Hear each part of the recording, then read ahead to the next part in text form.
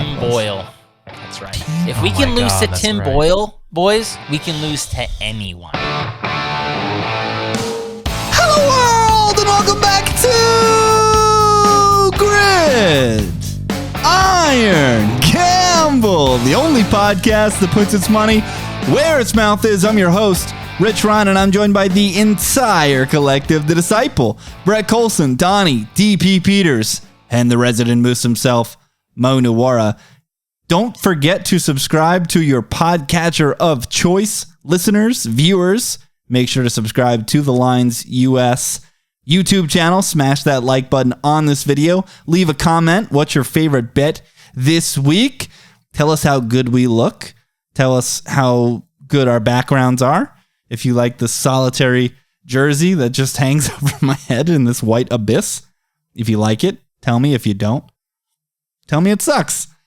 Patrons, salute. Chatting it up in Discord for this island game. Bengals, Dolphins. Patreon.com/GridironGamble to get involved.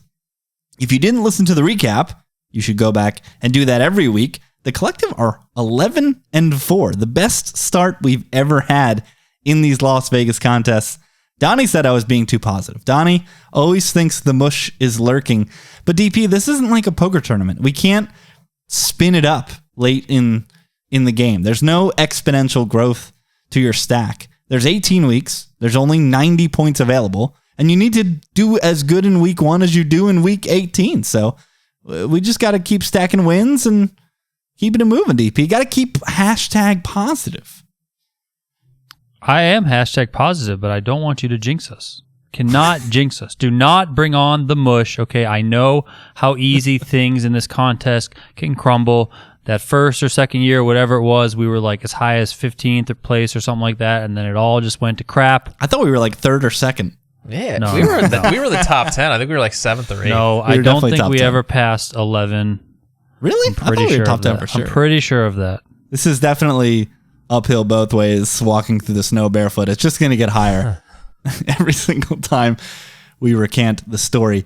This is a critical week for the collective because there is a ton of consensus, including this game, where we are all on the greatest football team. Miami and the Dolphins, the greatest football team. We had a discussion as to whether or not we were going to submit our card early and have Dolphins plus 3.5 on it. We did not, but including the Dolphins, we have 10 consensus picks this week. In fact, I am the only member of the collective with a game in my top 5 that is not a consensus pick. And it is, of course, a majority pick. Crazy agreement from the collective this week. But we will start with the lone split game, and that is Chargers at Texans. And to his absolute bewilderment, Brett found out that he has the strongest opinion on this game, and it is on the Houston Texans catching 5 in Circa. Look ahead with 7, opened 6 with all of these injuries for the Chargers. Joey Bosa and Rashawn Slater now on IR, in addition to the Justin Herbert rib cartilage issue. 5.5 at a very influential offshore book right now. So getting a little bit of worse of the number, Brett, but we're not going to have very strong opinions on this contest. But lead us off. Tell us why you like Houston in this spot. I mean, there's not a whole lot of defending here. My question is, has the market caught up to the injuries on this Chargers roster? Or is this team still being overvalued from everyone's priors going into the season? This is a tough cap because as beat up as the Chargers are, this is still a far better team than what the Texans have. Like, this is not the same situation as last week when the Jags actually had like game changers on defense who could make plays and decide football games. Houston, they've been gritty and competitive this year. They just lack talent over the field. So I would not be shocked if Herbert and company got right here, especially if Keenan Allen does come back to the lineup. But I don't know that the Chargers are good enough to be laying 5 on the road against anyone at this point in the season. After given what we saw last week, they just did not look like a good football team. Mo, you also had the Texans, but much lower. Pile on with Brett. I just don't know how to cap the Chargers right now. I mean, I just don't know how, because I don't know what level of effectiveness we're going to see from Justin Herbert. If he came out and looked great, I think the Chargers would obviously be like pretty big favorites to cover a short number like this. And that could happen. That could definitely happen. We don't know how he's feeling. This is like when you're playing through pain like this is not like an injury where like I don't know if he's going to be on the field. We know he's going to be on the field, but I just don't know his level of effectiveness. So it's just like not something I'm excited to bet on either way, I guess. And I guess just kind of staying away, but I do kind of feel like the number should be a little shorter. I think I had 4 as fair here. Yeah, we're all definitely in stay away territory. What this came down to for me was that move. And Brett, you said you don't know if the injuries are being fully accounted for. I think coming off the 7 and then going through the 6, which Mo noted, I believe it was last week, that 6 games landed on 6 more frequently than 7 last year, is something that you think you saw. And it makes logical sense with so many teams going for 2 now, that 2 and 6 are sneakily becoming key numbers in addition to 7 and 3. So I think there is a big enough move here. But honestly, like, this goes back to the Texans and their lack of talent all over the field. I know Slater and Bosa missing is huge, but aren't their backups probably as good at football as some of these Texans starters? Also, this guy Keenan Allen, I mean, he's starting to get into real brittle Jordan Reed territory here. Leaving practice early today. Oh, I didn't see that. That's not good. Yeah, limped off with a trainer. Not good for Keenan. DP put a pin on our only split game this episode. I got nothing. Move on, please. Great pin. All right, let's get to the Lone Wolves then, which there are a couple. Mo's got a pair, Brett's got a pair, and DP has 1. So let's see if anybody has any confidence in these Lone Wolves. Next.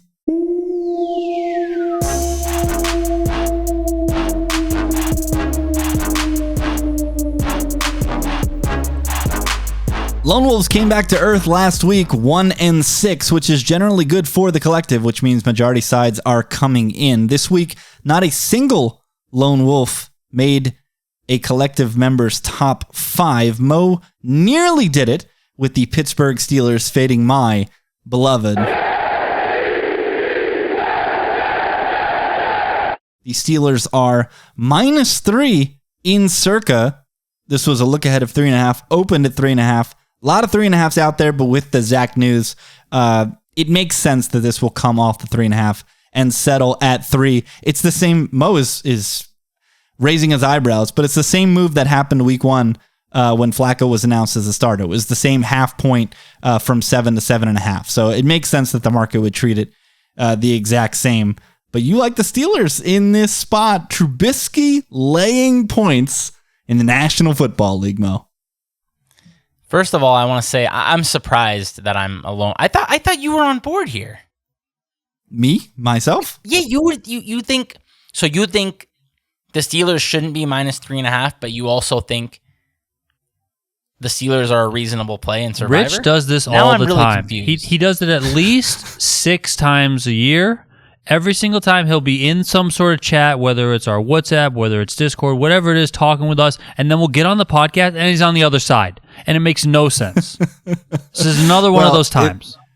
It's called research. This is, again, shouts to ODB. ODB, I busted your balls last week, and then you went to Donnie and you thought that Donnie was saying these things and yelled at him. It was me, buddy. I was the one making fun of you for dusting off 5 Survivor entries before the calendar turned to October. This is rule of don't be stubborn. The more I dug in, the more I looked at this game. This game has the widest range of outcomes of any game this weekend. What's going to happen? I have no idea. Well, what if Zach Wilson is fine?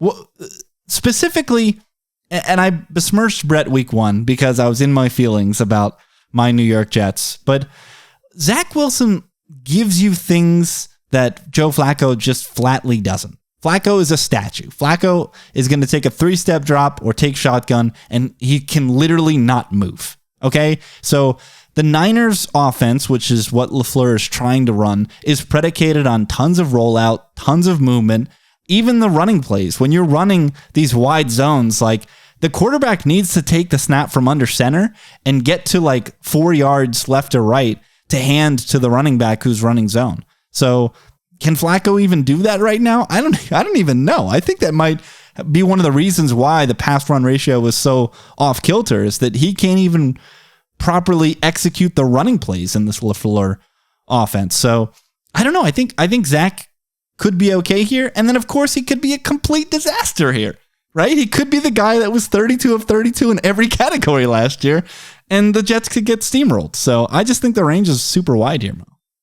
Yeah, that's all fair. I mean, that's all fair, but I liked a little bit of what I saw from the Steelers offense. I don't know if the Browns are just a bad defense, which they might be. They keep getting in 50-point games every week, but the Steelers were actually moving the ball.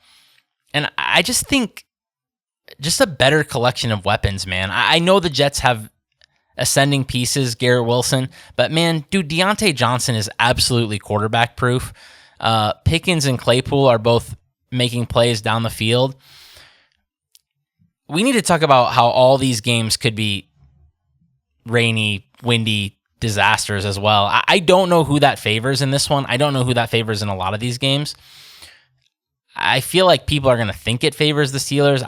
I don't know if it does because their offensive line is so bad, but both of these teams are like pretty similar. I don't know what Zach Wilson's going to bring to the table, and I feel like it's more likely that he's very, very bad than anything.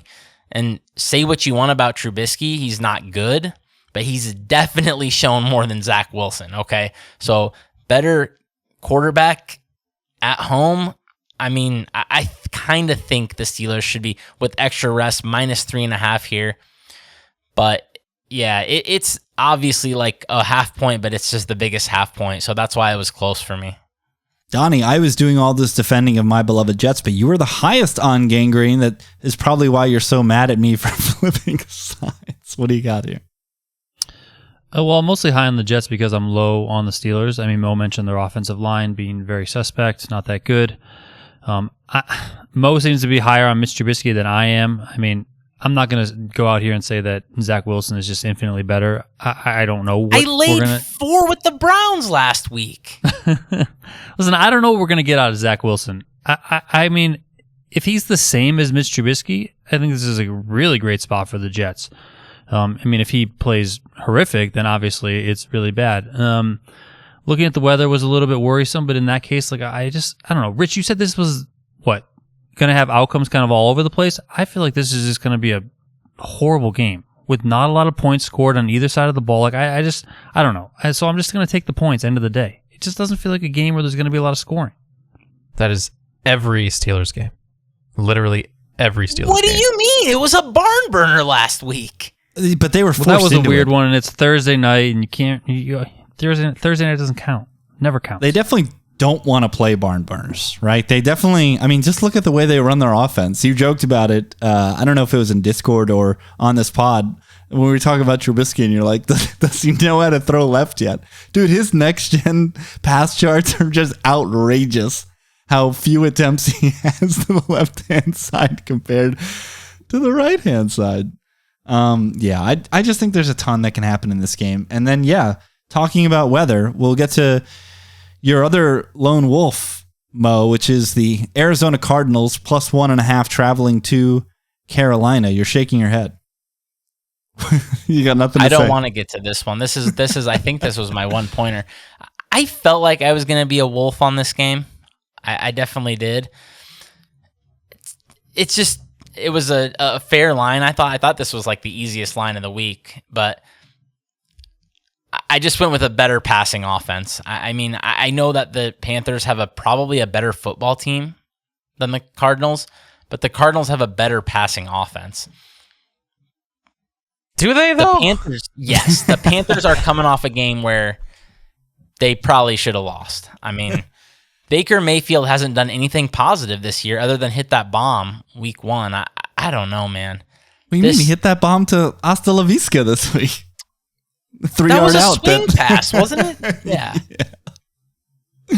Man, what a goofy game. Look ahead was Panthers +3. Opens That's Panthers stupid line. And what a dumb line. Opens Panthers -2.5. Money comes flooding in to move it back in the Cardinals' direction. 19% of the tickets are on Carolina. Everybody lining up to take the Cards. And then another weather game, 53% chance rain. I think that favors Carolina. I think they're much better in the trenches. They definitely have the advantage on defense, I think. This Cardinals offensive line has been very suspect. And what does this Cardinals offense look like when Kyler is running the 9-step drop runaround in the rain? What's that going to look like? Seems like a disaster. That offense is hard to watch. It's not even like, what's the plan?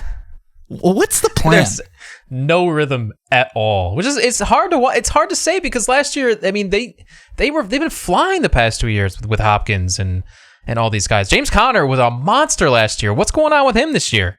Like he would get in the open field last year and just mow over people, and now there's just nothing in this offense. It's hard to watch. The line every time I'm watching him run the ball. But even the passing game, like he just can't get into any. There's no chemistry with him and Kyler right now.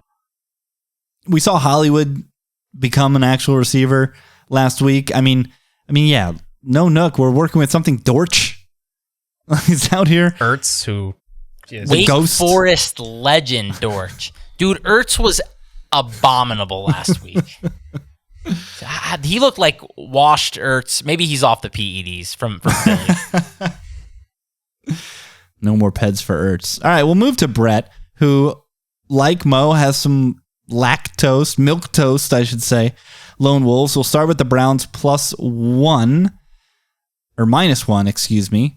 Traveling to Atlanta to take on the Falcons. This opens Browns -3. Falcons money comes in, bringing it off of the key number of 3.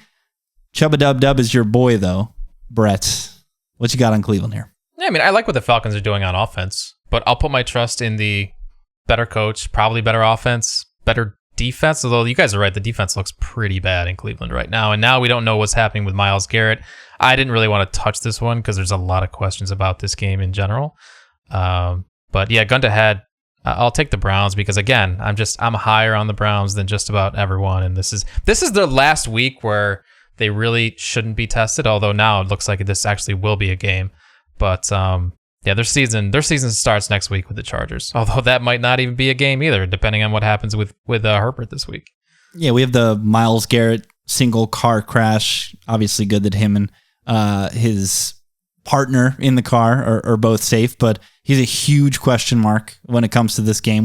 They're already probably without Jadeveon Clowney, who once again has not practiced this week. So take away both edge rushers, and you kind of take away the teeth of this entire defense, and a Falcons offense that has looked pretty good, but I still don't know if they're just feasting in garbage time against garbage teams or if they're actually good. I'm just not sure of that. DP, you're actually the highest on Atlanta. So tell us why. Oh yeah, my 4-pointer so high. I mean, I want to buy into this Atlanta offense, but as evidenced by the fact that it's only my 4-pointer, I'm not willing to just go gung-ho with them just yet. I mean, I like the pieces that they have. I like the game that Arthur Smith is calling on the offensive side of the ball. Clowney and Myles Garrett, those injuries are big for me. And then if this offense does get moving, I'm not really a big fan of what the Browns can do on offense. I mean, I know they can kind of play a controlled game and do all right, but if the Falcons are able to move the ball and put up some numbers, I think it's going to be a hard time for the Browns to be able to cover here. Brett, 2 weeks in a row. The Bills make me wanna Shaking his head. Don't make me do this. I get them wrong every single week. It doesn't matter what I do or what I see from the week before. I never get this team right. Well, last week you were an idiot. Well, no, how do they not win that game by 2 touchdowns last week? Relax. For the same reason you've been saying every single week. Josh Allen can be Josh Allen. Fumbling the ball over the field. Causing problems. Just the coaching staff they're just boneheads. Ken Dorsey. The The in-game stuff is obscene. End of first half, end of game, costing themselves points on both. It's hard to watch. That's literally just practice and coaching. That's all that stuff is. It should be second nature. Damian Woody was on Russillo last week. I think he does a weekly hit on Russillo's podcast. And he talked about how stunned he was when he left the Patriots for the Lions. I think he had a cup of coffee with the Lions before retiring. Or he went Pats, Jets, and then Lions, cup of coffee with the Lions. He was like stunned when he went to Detroit, and they just didn't practice situational stuff. Like, didn't practice it at all. And he was like, what's going on here? I guess that's why Belichick was just GOAT, because everyone was just an idiot for a decade plus in football. I mean, these things are still happening in Buffalo. It seems like every single week. It cost them the game against the Chiefs last year. Just countless stupid decisions against the Dolphins last week. It's painful. Bills open up. Look ahead was -4. You would never know the Bills were the Super Bowl favorites listening to this. Open 3.5. Came off at 2-3. That's where it is in Circa. And not only do we like the Ravens, Brent, we love the Ravens this week. If there wasn't so much consensus, the Ravens would be sneaking up on our card, but there is so much consensus that a majority pick really doesn't even get a sniff. Another weather game, 67% chance of rain, 19-mile-an-hour winds forecasted for this game. I know Josh Allen has a cannon, but if it's a game of trenches, I think I kind of favor the Ravens in a muck it up, run around, slaughter affair in Baltimore. Mo came into the week loving the Ravens. He was on as early as Monday. He was touting Ravens in the Discord. So Mo, you can take it away for us. Yeah, I was a lot more excited when it was +3.5. Obviously, I wonder if +3 doesn't make it a better contest play though. Just a spot where I don't think the Bills should be past the key number here. I think I had 2.5 as fair. So I was very excited to bet +3.5 early in the week. Market is definitely going that way. I don't know if it's actually going to get to 3.5.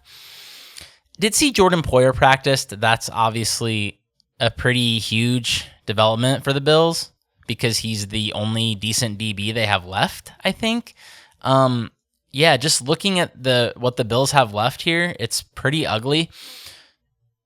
A 6th-round rookie that I've never heard of is listed as the starter, but I think he hasn't practiced. Something Benford. So they brought in... Brett was saying something Benford looked great after he was guarding all right. the corpse of whatever Titans receivers. This is basically... it's reminding me of a couple weeks ago when whenever Bucks brought in Beasles. If they're signing guys off the couch, these guys aren't playing. Isn't that the rule? So they bring in Xavier Rhodes off the couch. He's got to guard actual NFL players who are like going to be running deep routes. Like the Ravens are attacking people deep frequently, and this Bills secondary is going to get tested. Although, once again, I don't know who the weather favors here. I feel like if it's 3rd and 1 and you're in just a slop fest, I'd rather give Josh Allen the ball. I mean, maybe Lamar can rip off 80-yard touchdowns, but Josh Allen's going to get you 1 yard. No, they don't like to do that. No, that's true. No, they like to sit in shotgun. Only against the Chiefs. When is the last time they ran a quarterback sneak? Never. Has it ever occurred? Yeah, and every time he got one against the Chiefs, it's because he evaded 3 people in the pocket and ran halfway across the field. So yeah, I think it's a pretty good spot. What's Donnie yelling about? I feel like it's a pretty good spot for the Ravens. I wonder if the 3, like I said, doesn't make it a better contest play. But man, I was very, very excited for the 3.5 earlier in the week. Definitely would have been in my top 5. That's the only thing also that pushed it down was I just high total game. So 3 isn't as valuable, right? The last lone wolf is DP's. Another sounder. The Jacksonville Jaguars getting 6.5 points in Philadelphia. Jags coming off of 2 huge wins. Philadelphia flirting with the top of power rankings. I know at thelines.com, one member, Matt Brown, put them at number 1. Mo shaking his head. Mo, honestly, on neutral this week, that's how you guys do it. With all these injuries for the Bills, you still think they would be favored over the Eagles on neutral? Maybe not right now. You might be right now. Well, then what are you doing with the power rankings then? Well, I don't know who's going to be on the field. Also, I was going to say Gabe Davis. That's also could be big. He was playing football, I thought, when that was going on. But I didn't like how the Bills' offense looked very much last week. I thought way too many dump offs, way too much short stuff. Isaiah McKenzie. I know he's doing good work for them, but that's not what's scaring people. I was actually shaking my head at that horrible penalty. It's in my favor, but that was embarrassing. Yeah, I mean, the market does definitely love the Eagles. But then again, I look at this week's Eagles line, and I'm like, maybe they don't love him as much as I thought, honestly. Well, they had to give the Jags some respect. I mean, coming off the 7 is respect. That's certainly respect. That's a key number to come off of the projected touchdown line. But the Jags, DP, they got to show me that they can do it against a big boy team. Okay, they lost to the Commanders. Thanks to like he just ruined everything for us. He just absolutely ruined. What's his back? Is his back? He's hurt. Shouldn't have taken the sack. Should have thrown the ball away. Taking this sack was very bad. Just and he standing got there for 30 seconds and getting smacked. Now he's out of the game. Here, look at this. I mean, especially after that hell people raised, no chance he's coming back into this one. The Jags, DP. Brutal. So this pick is mostly because I don't know if I'm willing to anoint the Eagles like a lot of people seem to be anointing the Eagles. Not that I don't think the Eagles are very good. I do think the Eagles are very good. It's just how good are they? And I guess I'm skittish on that just because you see it all the time. I think the biggest evidence of that is the Bills this year. Obviously, the Bills are dealing with injuries, but you know, there's just so much that can happen over the course of the season. It's like how much further are these teams ahead of everyone else? I think the Jags are pretty decent this year. I mean, they're not the best team, but they're also not the worst team by far like they have been in recent years. So I don't know. I'm just scared laying 6.5 against a team that I think can score some points. Trevor Lawrence is playing better. I like the weapons they have. I like what the coaching staff is doing with these players. So I don't know. I feel like 6.5 is a big number to lay, so I'm just scared to lay it, and I'll take the other side. I'm excited for this game. I hope the Jags. I hope the Jags are good because they could be really fun this year. So I kind of hope that they keep this close and like they make the playoffs. I think they could be really interesting with this pass rush and these weapons on offense. Yeah, Brett, I was going to go to you because you were touting Jags trenches, and in a game where, again, 45% chance of rain, 16-mile-an-hour winds. Wow. The Eagles are elite in the trenches. Yeah. So this is a true test for Jacksonville. It doesn't mean they're going to steamroll the Jags, but are the Jags up for it, right? Can the Jags, in an ugly, rainy, muddy, gross game, I mean, they kicked the crap out of the Colts and the Chargers. Like this, and we all know that blowouts are more predictive than one-score wins. So, yeah, I mean, this could be the Jags coming out party. I don't know yet. I don't know. And I was the highest on the Eagles, like middle-ish, lower middle. But we will discuss the Eagles later. But because we have so much consensus and so few lone wolves, we're going to have a very long Survivor discussion because I'm at a bit of a loss this week, like many probably are. So those are the lone wolves. DP's got the Jags. Brett has the Browns and Bills. Mo's got the Steelers and Cardinals. Strap in. It's already time for the card.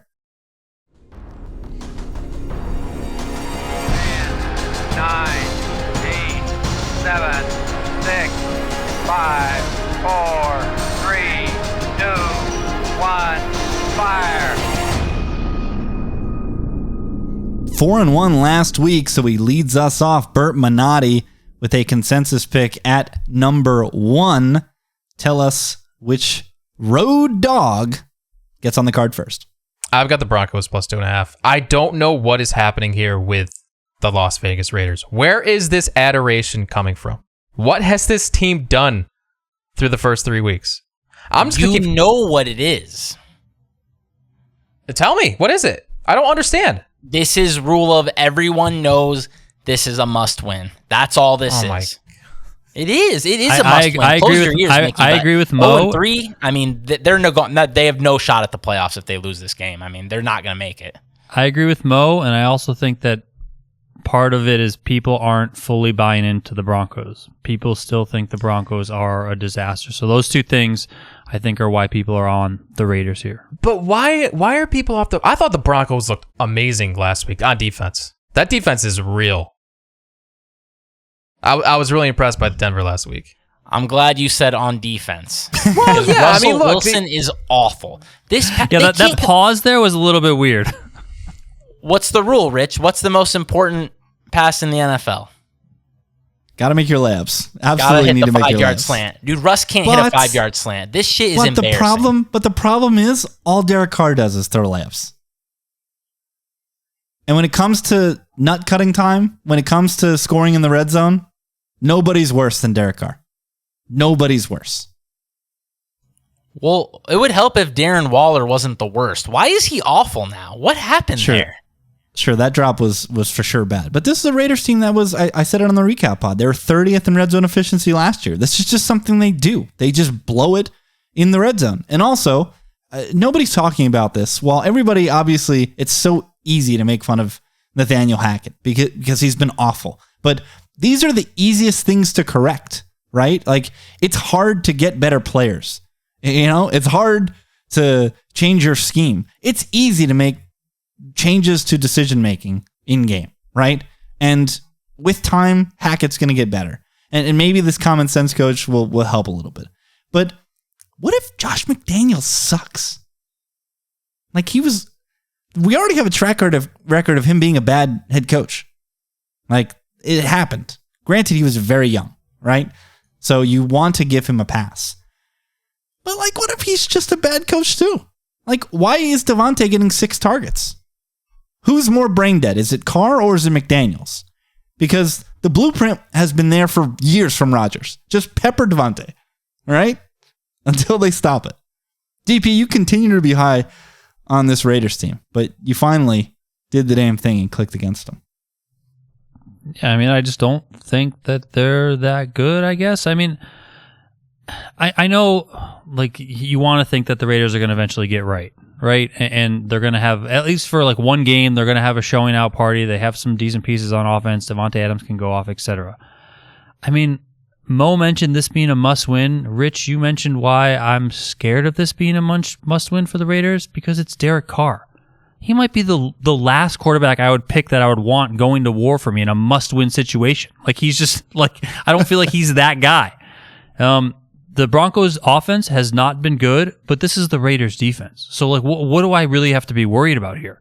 I mean, and I mean, I know everyone's talking about the Raiders, but the Broncos need to win this game too. Like, it's not like this is like they can't just go 2-2 in a tough AFC, like in that division, etc. Like, this isn't just like they can just be like, yeah, let's just forget about this one and move on to the next one. Like, no, like and also the Broncos need to get it right just simply for narrative purposes. I mean, you think Russ wants to walk around just being like crapped on all the time because that's all it is right now, that he can't get things going? No. I like the way that the Broncos defense looks. I think for sure that is the right side of the ball for them. And that said, they're going up against a Raiders offense that I'm just not sure they can get it together. I believe in Josh McDaniels. I think what he's done over the course of his career, for the most part, has been really good. I just don't know if he has the pieces here. I'm not sure if the quarterback is the quarterback behind this offensive line. That seems to be an issue. So yeah, I'm on the Broncos here. But I mean, I do also see a world where the Broncos totally stink in this game, which is like why it's not way up at the top of my card. But ultimately, I think you have to take the 2.5. Mo, I'll give you the final word. You're the lowest on this game. I will say the big L word might get some leverage here. People looking at the Raiders laying less than a field goal, all this Nathaniel Hackett stuff. 66% of the tickets on the Raiders. But last word for you, Mo. No last word. I interrupted Brett, but I was shocked. I want Brett to say what he was going to. I was shocked that he didn't realize that people were all in on that narrative. I mean, this is a must-win at home. I mean, I guess. It's week 4.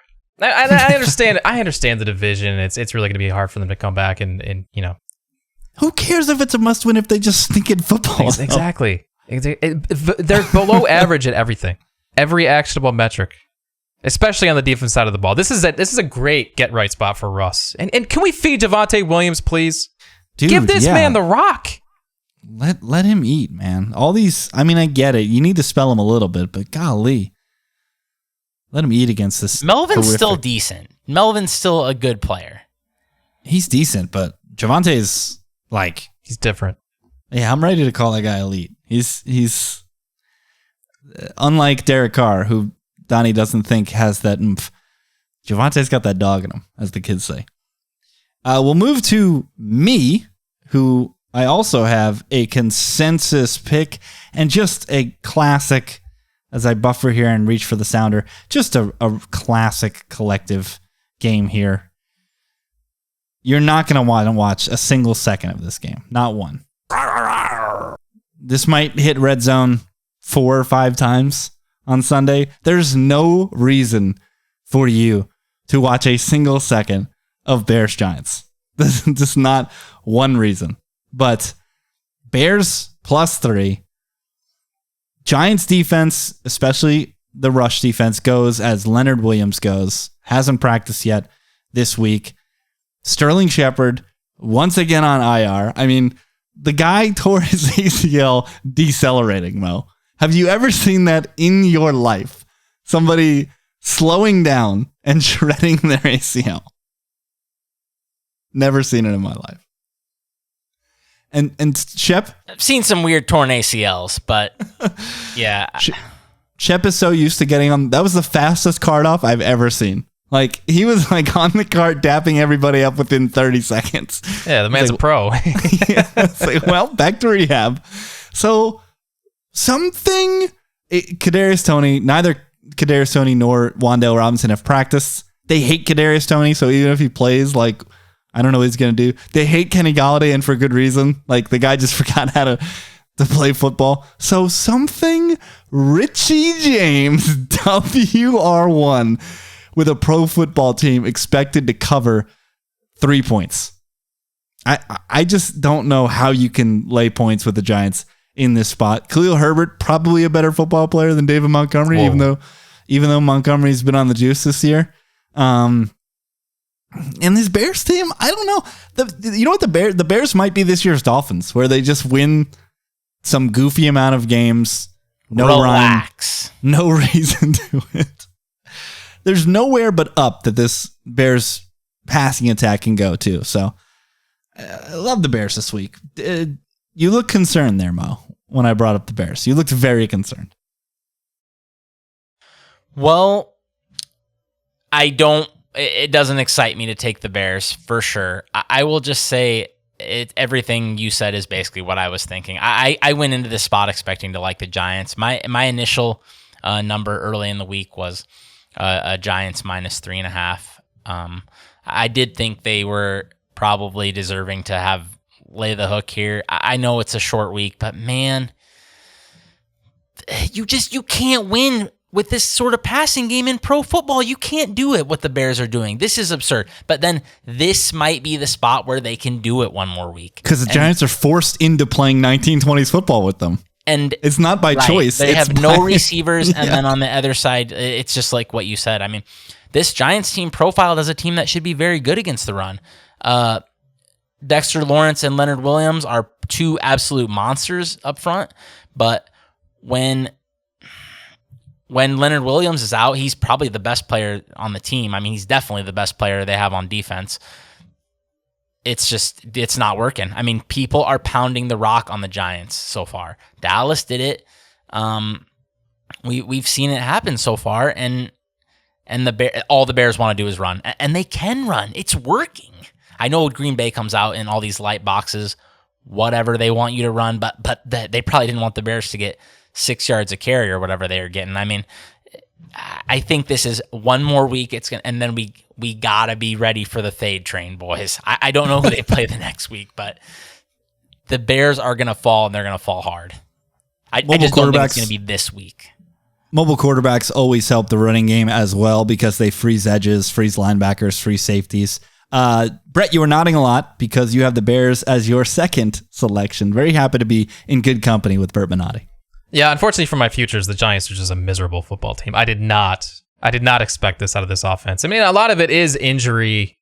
I thought Kenny Galladay would be a real football player. He is not. The guy is just not. It's like he doesn't even exist on the sideline or on the field. That's tough to watch given how elite he looked just a few years ago. But yeah, you can't be laying a field goal with the Giants against anyone in the league right now, even the Bears. The Bears have actually done some things well this year. Defense has looked solid. I mean, one of those games came in a monsoon, but then, on the offensive side of the ball, they look good running the football. And yeah, like Mo said, they want to run the football, and the Giants weren't able to stop anything Dallas was doing on the ground last week. So I think this line should be 2 at most. It absolutely cannot sit on that key number. So I think the Bears are a great play.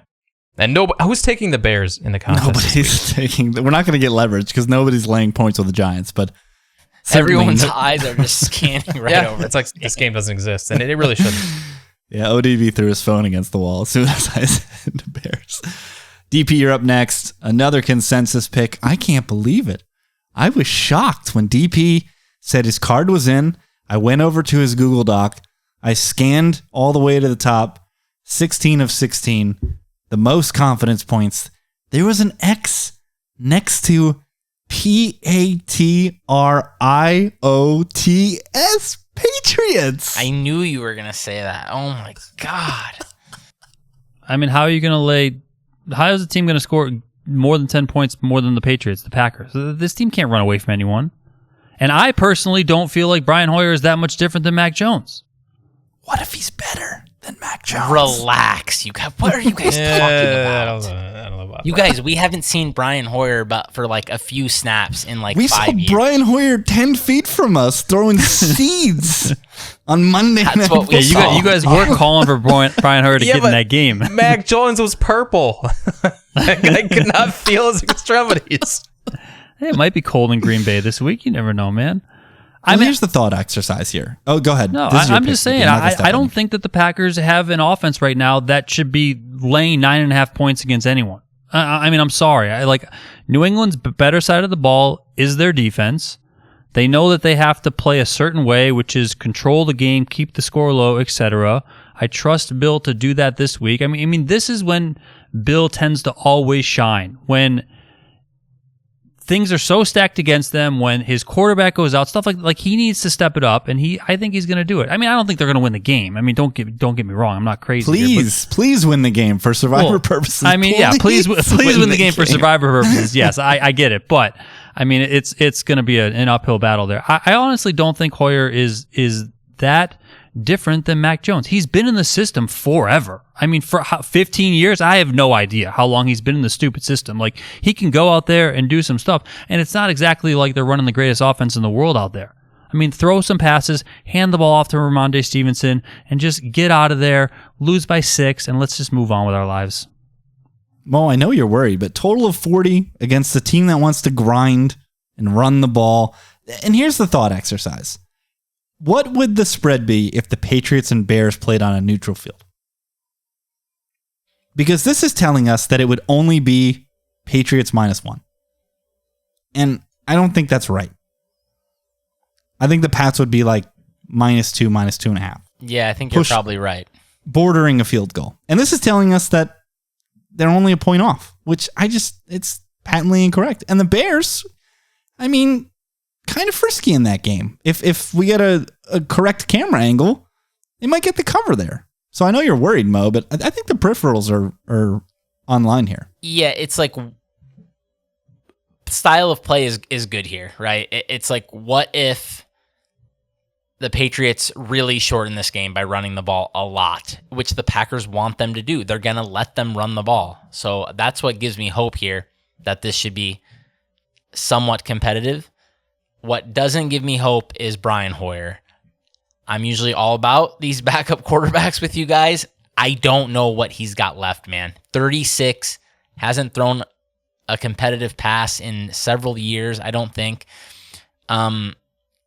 Yeah, this could be below the threshold. This could be below the threshold for sure. And I guess the other thing, the Green Bay passing game is looking a little better with Romeo Doubs, man. This is what I said. This is what I said in the recap. I said, I can see the building blocks of a good Packers offense. I don't think they got there yet. And obviously playing against the Bucs, it's hard to get there even when you're firing on full cylinders. But I see the progression. And as the season wanes, I think the Packers are going to be a bet on team if the market doesn't catch up to them. I don't think that's this week, though. Brett, I got to let you finish up here because this is rule of backup quarterbacks. And it's another game in your top 5. Minotti's top 5 getting represented this week. I mean, yeah, it's a backup quarterback. I don't know if this qualifies as my rule of backup quarterback for the reasons Mo said, because he might not meet the threshold. This really is more about these two teams' style of play. You got two teams, like you guys said, are looking to run the football, both in the top 15 in run play percentage, facing defenses that have not been able to stop the run this year. Green Bay dead last in run defense DVOA. The Patriots are 29th. And yeah, I mean, that's pretty much it. I can't lay 9.5 with a team that is looking to run the football as often as possible. All right, Mo, you once again bring up the rear. Your pick was once again sniped by the collective. So we have to go to your number 2, which I was, kid you not, like this close to making my number 1. But I ultimately did not. So I'm very happy to see you select this team. I was also very close to making this my number 1, mainly for how early are we supposed to be like going all in on like a good contest play that we like? I don't know. I think it's better than my top pick because I think according to ticket count, my top pick is going to be very popular. Yeah, I like Geno, man. But how are the Lions laying this many points, man? If the Lions were whole and hale and hearty, that would be one thing. This is a good offense, okay? But, dude, they get so much mileage out of Amon-Ra. I mean, he is basically Goff starting to play decent last year. Like, pretty much was 100% when Amon-Ra started becoming a huge part of the offense. Before that, the Lions were a complete laughingstock, okay? Then he starts throwing 12 slants a game to Amon-Ra, and he's breaking 5 of them for 30-yard gains. What do you know? The Lions are all of a sudden competitive. And then DeAndre Swift, probably not going to play, okay? He's also breaking off huge gains from either handoffs or short dump-offs. We're going to be in for a lot of Jamal Williams plunges, you guys. That's not how you win. That's not how you cover more than a field goal. I think this line should be 3. So I had it a point off, and this is going to look silly if Amon-Ra plays and Detroit scores 35 points. It could happen, but maybe we pivot if it looks like he's going to play. But if he's out, I just think he's such a huge part of Jared Goff actually looking like a reasonable quarterback for a while now. I don't know, man. It's going to be all TJ Hawkinson 8-yard button hooks and Jamal Williams plunges. And the Seahawks passing offense is looking a little bit frisky. It's enough for me to take +4 for sure. Geno Freed. I mean, he's 7th in EPA CPOE composite. Like, what more Dude, can you ask like from the off guy? The charts on the CPOE or Dude, something? I mean, he's number 1 in completion percentage above expectation by a mile. Like, he's alone in tight window throws. And, I mean, what is this offense going to look like without St. Brown, right? Like, he is the Cooper Kupp to this offense. 66% in the slot, getting these free releases, moving the ball downfield. What does it look like when they're running plays for someone else? Who's going to fill that role? I mean, even DJ Chark was downgraded to a Donnie Peters day. Josh Reynolds. When is the market going to... Is the market going to react to this at all? I mean, I know it opened 5.5 and then steamed down to 4, but like, when do people start getting involved? The total started to creep down, which I think is going to be indicative of people starting to bet Seattle. I mean, this was a total in the 50s. It's already crept down to 48. If these injuries sustain, this total is going to crash, right? This total is going to close like, I don't know, 45. I mean, what are these offenses? Who is going to be inspired by these offenses? Not a single soul. Are people in the contest viewing this the same way as us? They have. Are the fake sharps going to line up and click the Seahawks? I'm afraid they are. Because what is this people- offense without Swift and the Sun God? And Chark. I feel like I'm taking crazy pills with this line and the lack of movement. Unless they just know. But even if they just know, it's an ankle for St. Brown. So risk of re-injury is high. And what is his lateral movement? Which is his entire game is yak and creating plays in space. So I don't know. DP, you've been silent this segment. How do you feel about Geno on the card? I love it. I mean, it was my number 2. You just cannot lay 4 points with this Lions team. I don't care. I'm petrified of the Lions in positive script. I have no idea what that team's going to be like. What are they going to be doing? So, yeah, the injuries are big for the Lions. You guys brought up the Seattle passing game, which I think looks like it gets better every single week, which is great going against this Lions defense. Yes, could the Lions score 30 plus points? For sure. But why can't the Seahawks be right there in that scenario too? I mean, the Lions have given up a crap ton of points every single week. So if I think the Seattle pass offense, which, if the Lions start scoring, the Seattle pass offense is going to need to do good, I think they have what it takes to be able to go blow for blow with this Lions team. And I don't think DK is the type of player that Okudah is going to have a fun time shadowing either, right? It's not a quick, shifty matchup where Okudah can show off his agility. It's going to be a lot of strength from DK, right? A lot of bully ball from DK out there. So maybe they put him on Lockett, but then whoever they put him on, the other guy can feast. Mo, you look confused. Can anyone in the world explain to me what just happened? Chase Edmonds just broke 17 tackles and scored a touchdown. What happened afterward? I'll fight somebody. Next person to tell me this McDaniel guy is a good coach. Did he go for 2? Why did he kick and then what's worse, they missed? Is it too early to go for 2? Is it too early to go for 2? Or is that a fallacy? Am I stuck in the 90s by saying that? Why wouldn't you go for 2? This is bizarre. Whatever. He's holding plus 3.5 and just wants it to close to end on 2. That's why. Why didn't we have the Dolphins on the card, guys? Because we didn't know Teddy was going to come into the game. Teddy, they're going to rally. Legend. They're going to rally for Tua. By the way, we didn't mention it, but Tua literally died on the field. Now. That looked like it was obviously what everyone is thinking. I've been seeing some stuff on social media that it was the result of a second concussion. I mean, it did not look good. Man, cancel the sport. Just cancel it. Cancel football. It's over. Take the helmets off. Wait till we win the contest first.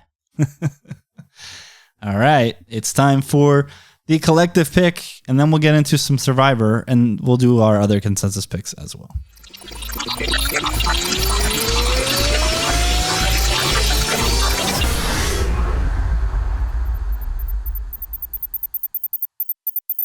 The collective chooses the Tennessee Titans. Mo's number 1. Inside everybody's top 5. DP's 3rd pick. Brett's 4th pick. My 3rd pick. Mo, because it was your number 1, because you were sniped, lead us off. Why do we love the Tennessee Titans this week? This line is wild. Okay? Wild. I feel like I'm the only one in the world who actually watched that Chiefs game. And let me tell you, I think after the first 8 minutes or whatever, I was running a little late. We were a little hungover, okay? I watched every snap for the rest of the game. The Colts are god-awful, okay? This offense is bottom of the barrel. This is the offense you thought the Texans were, okay? That's how bad the Colts offense is. Matt Ryan is atrocious. He's done. He can't do anything anymore other than hit a wide open receiver, okay? And they have only one good receiver. Everyone else is terrible. Then you factor in that the Titans are actually playing somewhat decent football, okay? They got the floor wiped at Bills. Whatever, that's fine. They went to a Super Bowl contender and got ran off the field. It happens. Every other game they've played reasonable, okay? They should have beat the Giants. They were up big on the Raiders. Thought about blowing it. They didn't. Okay? The Colts suck, and the Titans are reasonable. I don't understand how the line is 3.5. Okay, this is that simple for me. This is baffling line. You just talked about one side of the ball for the Colts, though. Right. Or was Mahomes just bad last week? No, I mean, he was fine. The Colts defense was pretty good. Okay, but then this is still pro football where if you have a reasonable quarterback, they can complete enough passes to score 17 points because every rule is for the offense. This is just going to be a low-scoring, ugly slugfest between two bad offenses, so there's absolutely no way somebody should be laying 3.5. That's what I was going to say, too. The style of play in this game, I do not see either offense having much success, but I just don't. So that makes me believe this is just going to be a tight battle between two awful offenses. I went to RBs Don't Matter just to confirm what Mo was saying. Matt Ryan, 23rd in completion percentage above expected, and it's negative 2.8. So he literally cannot throw it at anybody. They had a negative EPA per play against the Chiefs. That's how bad their offense was in that game. Playing indoors against a defense that is playing well. I will say their Chiefs look pretty good so far, but was not expected to be among the top 10 or probably even top 15 coming into the season. Okay. The Colts have an awful offense. That is what is happening here, and they should not be laying 3.5 against a reasonable football team. I'm not high on the Titans at all, but there's no way they should be 3.5 point dogs here. Brett, you're probably the one who watched the Titans closer than anybody so far in that Bills blowout. What did you take from that game, if anything, that you could apply going forward? Yeah, that's a hard. Well, I mean, that's the best the Bills have looked in a while. That was just, I mean, they just ran away. The game was over at halftime, so it's hard to take anything really away from that one. I think Mo is a little too hard on the Colts. I think he's refusing to give them any credit for last week's victory, even though they don't deserve any. They don't deserve any. I mean, has anyone checked on Sky Moore's family? I understand. That like a lot of things happened last week, but the defense did look good. A lot of things happened. Yeah. They played well, but they should have still given up like 27 points. Yeah, weren't they? Wasn't it like 2 net yards per play was like +2? Yeah, I think it was in favor of the Chiefs. 1.5 maybe. When why didn't I wake up on Monday morning to Clyde Edwards-Helaire being cut, Mo? Like, I'll tell you guys a funny thing. When I'm looking at these stats, something was baffling me. I was looking through the stats you post in the thing, and it said the Chiefs. I don't remember who it was. I think it was PFF. They have the Chiefs run offense as like the worst or like very, very bad. But they love the Chiefs run blocking. So I'm like, how can your running backs be this bad? This is impossible. He's blind. This is dude. CH is literally blind. Every year, multiple fourth-round rookies come in and produce. I am stunned the Chiefs cannot get a better running back than this, and it is driving me crazy. Donnie's laughing. I just got my Florida driver's license, and they have the vision test. Dude, CEH is sweating bullets whenever he goes to the DMV and has to take the vision test. Did you see the play on that stretch zone where Mahomes is literally screaming at CEH to go into all, and he just runs into the backside. These running backs, it has to be like catastrophic. Why isn't McKinnon getting more burn? Like, he was fine in the playoffs. He's at least going to produce in the passing game, which, whatever. I mean, put anyone in there who will make any positive play at this point. Where's Pacheco? Put him in there. Something. Are you rah-rah? Let's go. Get Pacheco the rock. Something Treylon Burks? Is he going to be this year's Jamar Chase? Not to the same level of production, but totally dumped on in the preseason process, left for dead. Nobody wanted to touch him. Not even being drafted in redraft, going towards the end of the first round in Dynasty. Dude looks fine to me. Like, he doesn't jump off the page as an elite player, but I mean, he's an NFL football player from jump, which is a lot to ask for from a rookie receiver. This is just a crazy, crazy amount of points. I cannot believe that. It's going to come off the hook, right? Like, Oh, I guess we're getting it because it's in Circa. It's 3. It's been popping back and forth a little bit all week, I think. This will be our most popular side for sure. Is the Titans. When you said it was going to be popular, I thought we were going to be on Vikings. So I'm curious where that landed. But yeah, I agree. I think this one will be popular too. The old where were we at? Oh, I used to have. Well, I used to have God Save the Queen, which is now God Save the King, which is where the Vikings and Saints will be playing on Sunday at the Tottenham Hotspur Stadium in North London.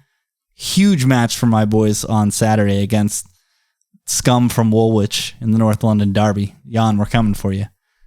So yeah, 2 interesting strategies here. The Saints win early. Minnesota's flying late to London. And then just an insane injury report for the New Orleans Saints. I mean, we might have Andy Dalton in this game under center for New Orleans, which at this point, is that a bad thing? The way Jameis has been playing?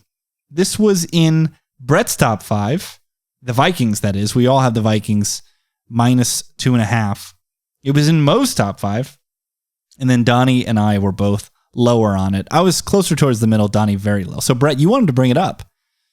What are your feelings here on Minnesota? I mean, I just think the Vikings are clearly a better team right now. Even if you're not taking into account the injuries piling up for the Saints ahead of this trip to the UK. And that's a difference maker. And Mo talked about that on the podcast at the Lions this week. Is the factors involved with traveling with all these injuries. That's not easy.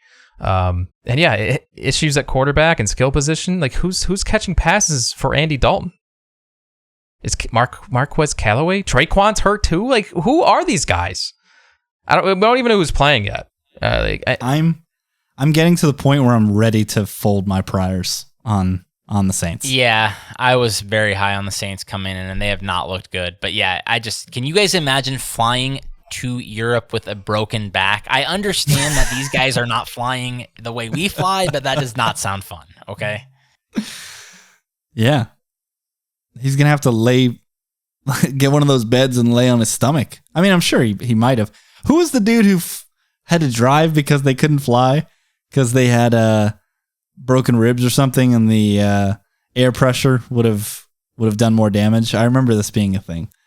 Somebody out there knows exactly what I'm talking about and is screaming at their phone. Yeah, Mo, you were also high on the Vikings, so chat about it. Just like Brett said, a spot where these injuries piling. I think this line should close 3, man. It wouldn't surprise me if it closed higher. I mean, obviously, if Dalton, this might end up closing -6.5. If Dalton comes in and then like Michael Thomas is out, I mean, I could definitely see this pushing close to a touchdown here. Another where were we at game. We talked about the chefs there briefly. Chiefs Bucks. We were all on the Chiefs, but nobody had the courage to do the damn thing, except for DP. DP just hates Tom Brady this year. I love it. Welcome to the dark side, buddy. I mean, he hasn't played well. The offense, I honestly have no idea what to expect from this offense. I can't really seem to put a good finger on who exactly is going to be out there catching passes, how good they're going to be, if they're out there. I mean, the whole thing is just kind of a disaster. You know, everyone talks about the Tampa defense. I get it. They've been playing otherworldly, of course, but this is also Canton, Andy Reid, this Chiefs offense. I don't know. The Chiefs start scoring points here. I mean, how are the Bucks going to score points? I don't see how this Bucks team moves the ball. The Bucks are a team that everyone's favoring them to win the NFC. They have to win games 14-13 as far as I'm concerned right now. I mean, that can obviously change if they get these people back, but right now, this offense stinks. Spags is doing the damn thing too, Mo. Chiefs defense has played very well through 3 games. So what does the Bucks offense look like against Spags, who, he can get exotic and throw a lot of things at Brady. And right now, I don't know if the Bucks have answers for a lot of exotics coming at them. Yeah, I don't know what this game's going to look like because once again, I don't know who's going to be playing for the Bucks. This line could look reasonable if Julio Jones is still on the juice and playing, and Chris Godwin is out there, but then Chris Godwin already missed practice. Julio sounds like he's a flip. If it's just Mike Evans and Jim Teachers, I think this could be a Chiefs runaway. I really do. That's why I said in the teaser article, don't do this, because I could see a Chiefs 10-point win here for sure. That being said, it could look like a reasonable line if those guys play, and the Bucs defense is very good, but I'm still waiting for the Chiefs offense to break out. They've been efficient without any big plays. I do think people are sleeping on the Chiefs, honestly. I think especially after they lost to the Colts, people are not realizing how dominant of a game that was. That should have been a 10-plus point win. The other two consensus picks that won't make the card, obviously, Commanders +3 against the Cowboys, and then the Rams +1.5 against the Niners. Rams-Niners, I think we can just gloss over very quickly. Early in the week, since they play on Monday, injuries are just a huge question mark. There's a lot of big names, specifically on the Niners, which makes that terrifying. Laying points with Jimmy G is terrifying. So I don't think none of us have very much conviction there. Commanders, however, man, oh man, did I want to love the Commanders. Mo did love them. Got him into his top 5. Mo, what if Cooper Rush is just good at football, though? He's playing decent. I thought this might be a contest play, man. I mean, dude, Washington just got steamrolled by people the Eagles. lining up to lay points with Cooper Rush. Is that going to be a thing? Nobody's clicking Commanders, are they? I think these teams are just even, basically. I don't see why the line is 3. I like Commanders. But yet we were all terrified of clicking Wentz. That's pretty much the only thing. It's Wentz with Micah Parsons bearing down on him. That is as terrifying as it gets. Not just Micah Parsons. Fumbles. I mean, we could see 4 fumbles. Not just Micah Parsons, but Diggs, who just wants to jump everything. It is the most aggressive, opportunistic defense against the most boneheaded YOLO quarterback in the league. It could be a catastrophe. That being said, Diggs could get burned for 3 70-yard touchdowns here. I mean, they have absolutely. These weapons Jahan, they have. Yeah. Jahan could go off if Diggs is jumping routes. All right, let's talk Survivor then. The card is Titans, Bears, Broncos, Patriots, Seahawks. How about these quarterbacks? Tannehill, Fields, Lehrad, Russell Wilson, Brian Hoyer, and Geno Smith. Just legendary stuff from Nothing changes. Nothing has changed. We're 8 years in or whatever. Nothing has changed. Time is up. This is the week. This is the week where we get our nuts kicked in. All right, Survivor. Donnie's got an entry. I've got an entry. Someone needs to tell me what the ownership is going to be on the Eagles and the Chargers. Okay? Because Donnie, we're avoiding the chalk this week, right? There's going to be an insane amount of people on the Packers, and we are going to fade them, right? There has to be a ton of people on the Packers. I mean, the only thing I think would be holding people back is that they play Christmas, is it?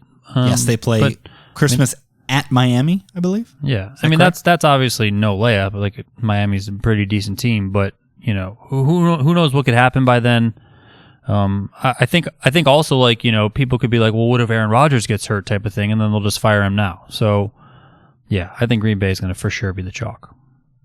Mo, I'm very confused by this. Dude, I'm very confused by this because I read Mo's article, which uses Survivor Grid data, and Packers are the clear chalk, and there's a sprinkling on Chargers and Eagles. And then I watched the YouTube show, great job by Steven Anderson, Matt Brown, and they're using ESPN data, which shows that the chalk is Chargers and Eagles, which is surprising to me. If it's the case that people are respecting the Jags enough to pivot away from the Eagles, I think this is a good spot to take Philly. Low ownership on a very good team. I understand the Jags have looked good, but they just haven't proven it to me yet by playing and being a good team that they deserve respect in the spot. The other one is again, the Chargers, are people scared of these injuries? I keep talking about I keep hearing people talking about saving the Chargers. Wait until they're healthy. Well, if that's the case, then I'll take them against what is for sure a bottom 2 team in the league in a sneaky circled spot, right? Didn't Houston beat the Chargers last year? Beat the piss out of the Chargers last year. Yeah, so this is kind of circled for Herbert and them boys. So I'm interested in those 2 teams, especially if they're going to have lower ownership than anticipated. DP, how you feeling about this week? I mean, you know who I like, and it's no one you mentioned. Just don't say it. All right, fine. I won't say it. I'll just click them on Saturday, and we'll be done with it. Who is it? I like the Chiefs. I mean, it's insane. The Chiefs have so many good spots. Yeah, and I told you what I think about those spots, and I think all of those spots are going to be chalky. Chalk. It's literally not possible for all of them to be chalk. Rich is definitely right about that because that's math.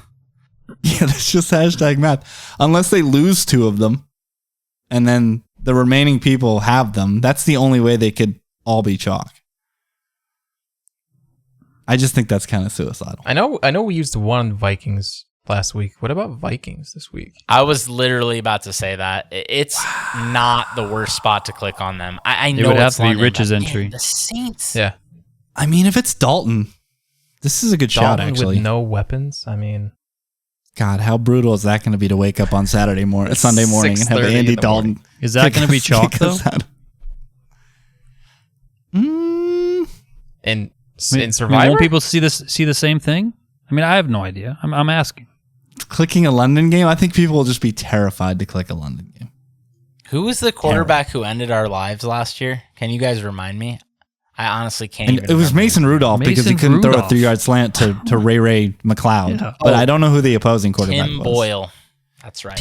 If Oh we can my lose God, to that's Tim right. Boyle, boys, we can lose to anyone. Okay? Well, I got the intro for the YouTube show. Man. Vikes. That's a good shout. Because they play on Thanksgiving, but they play on the road against whom? Or home? No, I thought they To played whom? home against New England, Home to New England. which I think is going to... Well, it's them and the Bills, I think, are going to be the 2 picks on Thanksgiving, right? Like, Yes, that's who most everyone's likely. going to pick. Barring injury. This is a tough week, man. It is a really... I mean, we talked about this. You can make your pick, and then I'll get a little bit crazy with mine. So, you know. Wait a minute. Well, but Vikes would be crazy a little bit. Not as crazy as Chiefs. Chiefs would be insane. You guys are both lunatics, but all right. Wait, I'm not What do you a mean? lunatic. What are you talking about? I mean, They're so flying an Eagles, infirmary Jags. ward over to Europe, okay? I mean, like, what? The Jags have played above expectation, and they've beaten up on crappy teams. So where are they at in power rankings? Yeah, Middle of I the had pack? them in the middle. I 17? kind of like Eagles. It's pretty good, I think. But Right? the It's not Jags like definitely we're- have a pull. They're not a team I'm excited to pick against, but I No, think I'm this not. is an okay spot to use Eagles. Man, the Eagles play the Commanders. They play the Giants twice. Like, Yeah, but that's good, though. Like, we're going to get one of the best teams in football at low ownership for that reason. against a good team, though. The Jags are good. The Jags are probably good. It's very likely that the Jags are good. But the Jags could also just be whatever. And the Colts could be terrible. And the Chargers were without all of their players. Yeah. All true. So, got a lot of decisions. Who should we pick? At Gridiron Gamble on Twitter. Tell us in the comments below. Should Donnie take the Chiefs? Mo, you can't even talk. You're just scared. You're right. You're right. That's why I haven't said anything. Whatever. I mean, I you thought just who said, Dallas you just take? said, Rich I'm just awful. said that this would be a great time to take the Eagles to get them at low ownership. I feel the exact same way about the Chiefs. Exact same way. Yeah, but they're not -6.5 at home. Like, it's totally different. They're playing a top 5-ish team on the road. Donnie's It's Donnie's insanity. the guy. I feel like the top 3 to 4 teams are so far ahead of the next tier in the NFL that it's really not even funny. I tend to agree. No, I tend to agree. Who are you guys taking in our situations? I just want to say, Let's close it here. They're so Donnie's checked the out guy- because they lost week 1. They have no idea what's going on. I want to hear Mo's analogy. This is gonna be Donnie's good. the guy Mo's the who- analogy king. when Ace King suited is all in against Kings, he said, "You want to flip." Because this is supposed to be... What? You're treating us 50-50 like a 70-30. That's what... I think Eagles make sense. I think it makes more sense than the Chargers. I just see definitely some worlds where... I don't know. The Herbert injury does make me nervous. It does. Well, you got to Also come up. Keenan You got to Allen. come up with 2 suggestions because Rich and I have an agreement that we're not going to take the same team. That's odd to me, but okay. I guess my next pick would be the Steelers. Or Oh, yes. Even though I have Jets. you'll never click the Steelers the rest of the year. I mean, there's no shot. That's the thing. They're literally going to be dogs every week from here on out. But I can't do it. The range of outcomes is just so wide in that game. I'd rather have the Panthers than the Steelers, I think. The Panthers. Well, that's just an out of nowhere pick. Wow.